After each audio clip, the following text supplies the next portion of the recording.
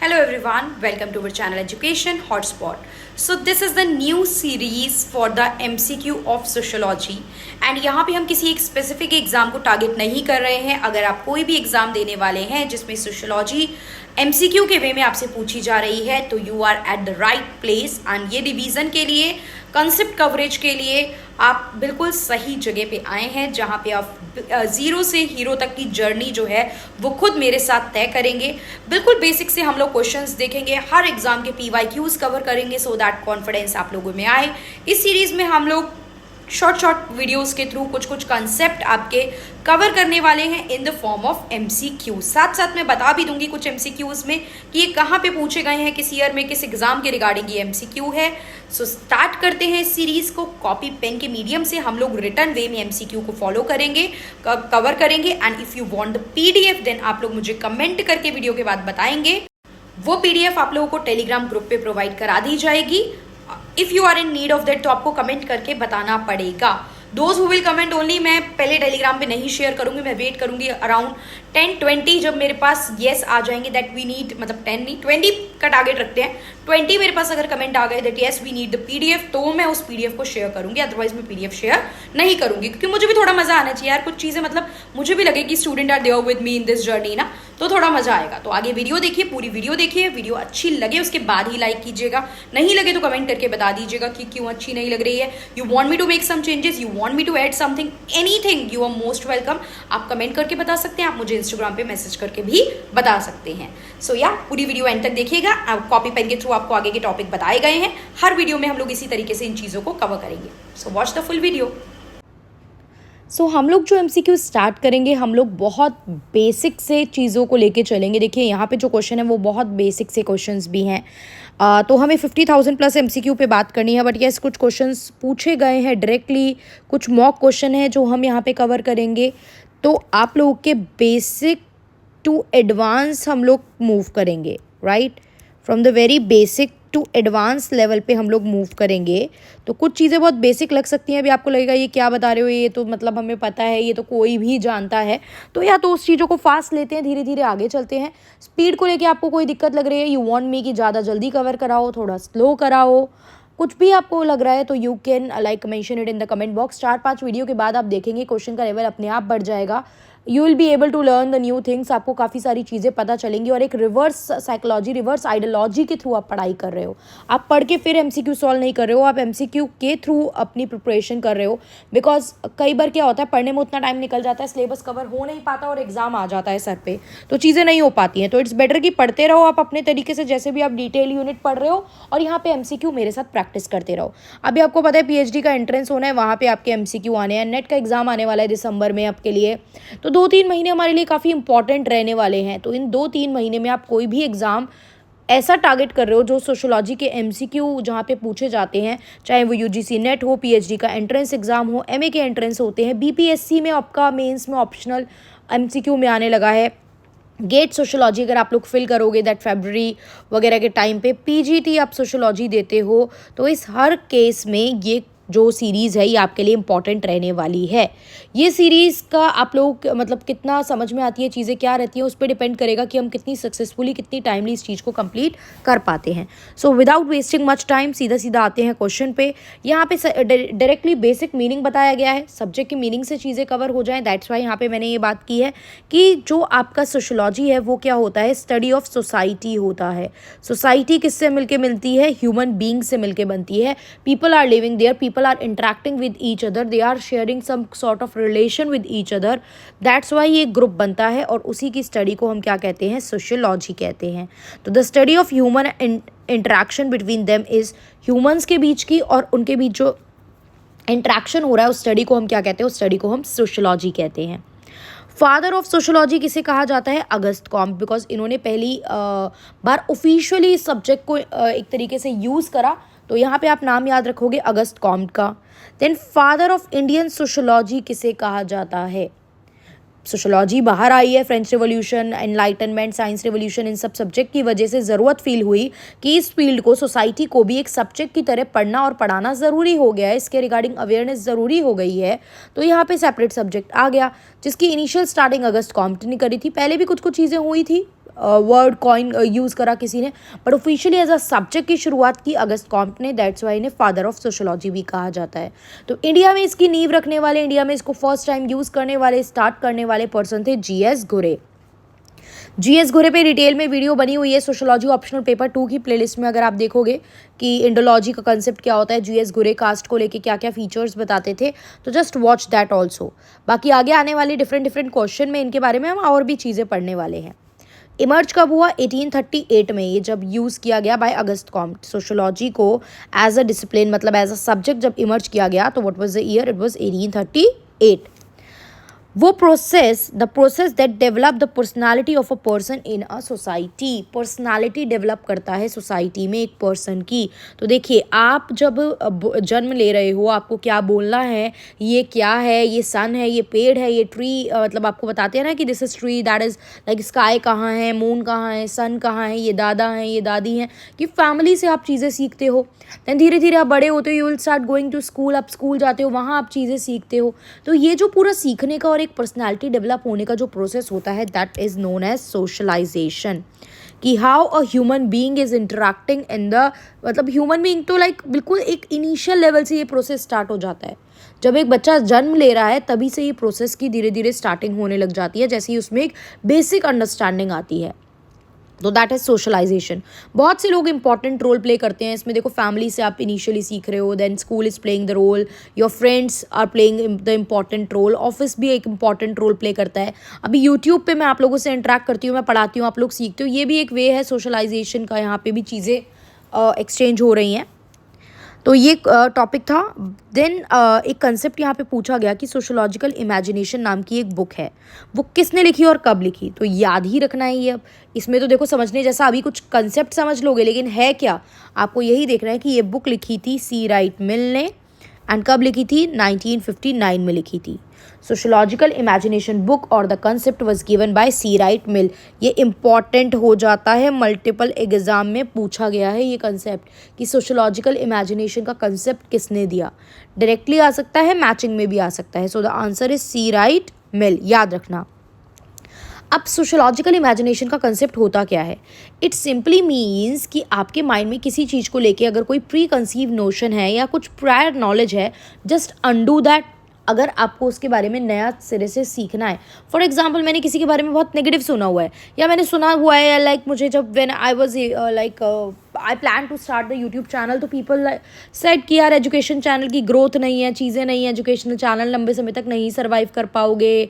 ठीक है, देखो अर्निंग मोटिव से मैं भी ये कह रही हूँ, अगर मैं कुछ और काम नहीं करूँगी तो मैं इसको अर्निंग नहीं मान सकती हूँ, दैट इज़ ट्रू। ये आप इसको अर्निंग नहीं मान सकते हो कि इससे आप बहुत लाखों कमा लोगे, लाखों क्या हज़ारों भी कमा के सर्वाइवल जितना भी कमा लोगे, क्योंकि लिमिटेड चीज़ें, ऐसा नहीं है एजुकेशनल चैनल से लोग कमा नहीं रहे हैं, people are doing that, I am not saying that. तो यहाँ पे ये चीज़ें थी, तो but still I want to give it a try. मुझे ट्राई करनी थी चीज़ें, मुझे अपने माइंड में जो एक आइडिया था, एक थॉट था, टू डिलीवर द नॉलेज और content that I have to the masses, तो वो धीरे धीरे सक्सेस हुआ, धीरे धीरे वो वीडियो मासेस तक पहुंची, धीरे धीरे लोगों की हेल्प हुई। तो यहाँ पे ये चीज़ थी, अगर मैं वो प्री कंसीव नोशन या वो बातें जो लोगों ने मुझे बताई उनके बेसिस पे ही चीज़ें करती, तो मैं वो ना कर पाती। तो अगर आपको कुछ न्यू करना है तो आपको पुरानी नोन चीज़ें अपने माइंड से रिमूव करनी पड़ती हैं। क्लियर? तो उसी कंसेप्ट को हम लोग सोशोलॉजिकल इमेजिनेशन बोलते हैं। और इसी के चलते आप लोग क्या देखते हो कि इंडिविजुअलिस्टिक लेवल पे व्हाट यू आर प्लानिंग और thinking and what society is saying about this, right? तो इंडिविजुअल और सोसाइटी का खेल भी आ जाता है किसमें? सोशोलॉजिकल इमेजिनेशन में। तो देखिए, आने वाले 2 क्वेश्चन इसी से क्लियर हो रहे हैं। What requires us to defamiliarize with the familiar in order to look at the new? मतलब जिस चीज़ के बारे में आप कुछ जानकारी रखते हो, आप उससे फेमिलियर हो, उससे डीफेमिलियराइज हो जाओ, मतलब उस इन्फॉर्मेशन, उस नॉलेज, उस चीज़ को अंडू कर दो अगर आप कुछ नए की तरफ देखना चाहते हो। तो ये कंसेप्ट क्या है, अभी आपको एक्सप्लेन किया। It is nothing but sociological imagination. Next क्या पूछा गया है? Which concept deals with the interrelationship between public issues and personal problem? Public issues and personal problem के बीच में कौन डील करता है? तो ये डील करने का काम भी किसका है? सोशोलॉजिकल इमेजिनेशन का, एज आई मेंशन्ड यू। तो ये सोशोलॉजिकल इमेजिनेशन को लेके देखो 3 question direct back to back हमने यही देख लिए। तो एक तरीके से एक टॉपिक पे जो बेसिक क्वेश्चन बने हुए हैं या बन सकते हैं, तो वो 2-3 पार्ट हमने यही देख लिए हैं, साथ साथ ही अटैच कर दिया वो चीज़ आपकी। सो इससे रिवीजन करने में, इससे चीज़ों को समझने में थोड़ा बेटर रहता है। नेक्स्ट आ गया, अब सोशोलॉजी तो क्या था वो आपने पढ़ा, लेकिन ये सोशोलॉजी जो है ये आपने डिराइव करा है, क्वेश्चन आता है अगर कौन सी लैंग्वेज से। तो आपको ध्यान रखना है 2 लैंग्वेज जो है वो इम्पॉर्टेंट है यहाँ पे आपके लिए, Latin and Greek. Sociology word 2 language से हमने डिराइव किया है, one is Latin, another is Greek. Latin से हमने वर्ड लिया सोशियस, जिसका मतलब होता है कंपेनियन यानी साथी। लॉजी जो वर्ड आपने लिया it is from the Greek language, जिसका मतलब होता है नॉलेज। तो knowledge about the companion, knowledge about the people around us, knowledge about the people in the family. ये सब चीज़ें यही तो जान रहे हो, तभी तो इंटरेक्ट कर रहे हो, और तभी एक रिलेशनशिप बन रहा है, और तभी सोसाइटी बन रही है। ये चीज़ थी। फिर ये जो टर्म सोशोलॉजी थी ये पहली बार किसने कॉइन करा, आई एम नॉट सेइंग फादर कौन थे, कंसेप्ट किसने, सब्जेक्ट की तरह किसने यूज़ करा, ध्यान देना। अब ये टर्म किसने यूज़ किया था सोशोलॉजी, सब्जेक्ट नहीं, टर्म की बात हो रही है। तो 1780 में एक फ्रेंच के एक एसेइस्ट थे, that is Immanuel Joseph Sieyes. तो इमैनुअल जोसेफ ने इस टर्म को फर्स्ट टाइम कॉइन किया। फादर थे अगस्त कॉम्टे, जिन्होंने as a subject, as a discipline इसे यूज़ किया, लेकिन फर्स्ट टाइम ये वर्ड कॉइन करा, ये वर्ड जो दिया वो किसने दिया था, that was given by Immanuel Joseph. ठीक है, 10th क्वेश्चन तक हमने देखा, आगे 11th क्वेश्चन देखते हैं। In the contemporary world we belong to more than one society. हम एक सोसाइटी से नहीं, काफ़ी सोसाइटी से बिलोंग करते हैं। For example, I am a teacher, at my home मैं एक वाइफ हूँ, मैं एक सिस्टर हूँ, मैं एक फॉर एग्जाम्पल देखा जाए डॉटर हूँ, डॉटर इन लॉ हूँ। तो I am playing multiple role, ठीक है, या फिर मल्टीपल रोल तो वो अलग हो गया, रोल सेट ये सब चीज़ें। मैं एक पर्टिकुलर एरिया में रहती हूँ, जैसे for example I live in Delhi, Delhi में कोई पर्टिकुलर एरिया है, अब आई am not telling that, but या जिस एरिया में आप रह रहे हो वो आप उस ग्रुप से बिलोंग करते हो, वहाँ कोई सोसाइटी होगी। प्लस आप टीचिंग कम्युनिटी में हो या तो टीचिंग का कोई ग्रुप बना होगा, आप उस सोसाइटी से भी बिलोंग करते हो। तो आप अलग अलग ग्रुप का पार्ट हो, अलग अलग सोसाइटीज़ का पार्ट हो। तो आज के टाइम में एक इंसान मल्टीपल सोसाइटी का पार्ट हो सकता है। ये क्या शो करता है, ये शो करता है कि हम एक प्लूरलिस्टिक सोसाइटी में रहते हैं, जहाँ पे एक इंसान एक से ज़्यादा ग्रुप सोसाइटी का पार्ट हो सकता है। देन जो ये सोशोलॉजिकल पर्सपेक्टिव की बात है, it is dash in nature where is common sense knowledge is dash. देखिए जो कॉमन सेंस है ना वो काफ़ी हद तक सब्जेक्टिव होता है, because common sense vary from person to person, thing to thing, कि तो बहुत कॉमन सेंसिकल बात है। तो सेंस जो है, कॉमन सेंस सबका अलग अलग हो सकता है, तो वो डिटेल और सब्जेक्टिव कॉन्सेप्ट है। बट अगर सोशोलॉजिकल पर्सपेक्टिव से चीज़ों को पढ़ते हो तो हम ऑब्जेक्टिविटी की बात करते हैं। क्लियर? ऑर्गेनिक एवोल्यूशन का आइडिया किसने दिया था? डार्विन ने। सीधा सीधा याद रखना है ये। आगे मैं हर्बर्ट स्पेंसर और ये सब से रिलेटेड क्या वर्ड है, कैसे क्वेश्चन आता है वो भी आपको बताऊंगी। अगस्त कॉम्टे एक फ्रेंच स्कॉलर थे, कहाँ से बिलोंग करते थे ये भी इंपॉर्टेंट है। ट्रबल्स जो कि immediate troubles occur with in the range of immediate relation with other. अगर कुछ परेशानियां हो रही हैं ऐसे इंसान के साथ जो मेरे इमीडिएट रिलेशन में आते हैं, like my family, my mother, my father, my brother, my sister, my husband, यहाँ पे अगर ऐसी कोई प्रॉब्लम हो रही है इमीडिएट रिलेशन में, तो that is my personal issue, that is my matter. वो आपका मैटर, इस सोसाइटी का मैटर नहीं है, वो मेरी हेल्थ ख़राब है, that is my personal matter, वो मेरा पर्सनल इशू था। फॉर एग्जाम्पल इफ़ अगर मैंने लोन लिया है, मैं लोन नहीं रीपे कर पा रही हूँ, दैट इज़ माई पर्सनल।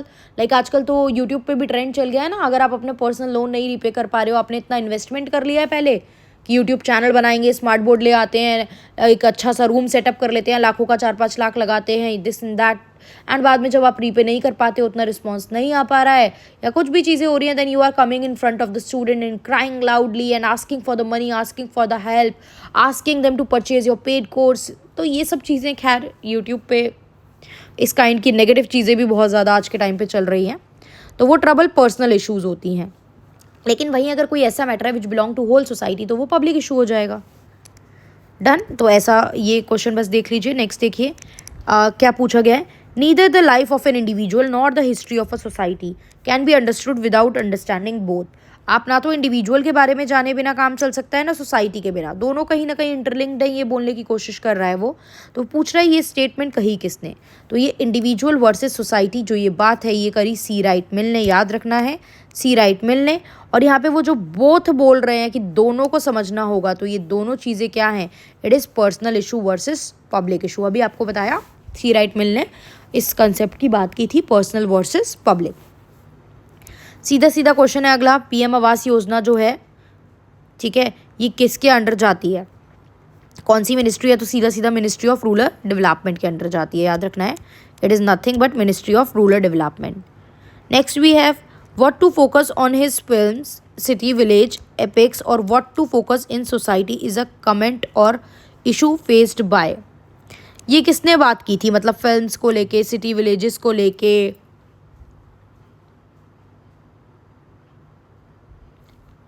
और आपका या देख लेते हैं, what to focus on film city village epics और what to focus in society, ये जो है ये जो कमेंट है और इशू है ये किसने फेस किया, सत्यजीत रे ने, ठीक है।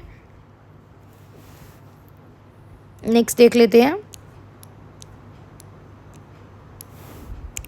नेक्स्ट क्वेश्चन क्या कह रहा है, there are different kind of inequalities in society, society में बहुत सारी इनइक्वालिटीज़ हैं, सब कुछ इक्वल तो नहीं है, and each of them require serious attention, और सबको बराबर का टेंशन देना पड़ेगा भाई अगर चीज़ें ठीक करनी है तो। ये कोट किसका था, this quote is of Amartya Sen, एक फेमस इकोनॉमिस्ट है, आगे और भी चीज़ें इनके बारे में पढ़ लेंगे कुछ कुछ शॉर्ट में, इकोनॉमिस्ट रहे, इन सब मैटर पे इन्होंने बात की है, तो ये अमर्त्य सेन आप याद रखेंगे। देन मैंस यूनिकनेस लाइज, अब थोड़ा सा लेवल बढ़ाते हैं आज की वीडियो में, लास्ट क्वेश्चन में थोड़ा लेवल बढ़ा के चलते हैं, फिर आगे अगली वीडियो में और भी आगे आगे डिफरेंट क्वेश्चंस हम लोग करके चलेंगे। Man uniqueness lies in his possession of culture, मतलब आप जो यूनिक हो वो इसलिए हो बिकॉज आप एक कल्चर पोजेस कर रहे हो, तो आपका एक कल्चर है जो आपको बाकी से यूनिक बना रहा है। ये बात किसने कही थी, चार ऑप्शन आपके आगे आएंगे, आपको याद रखना है, रुथ बेंडिक्ट ने बात बोली थी, ठीक है।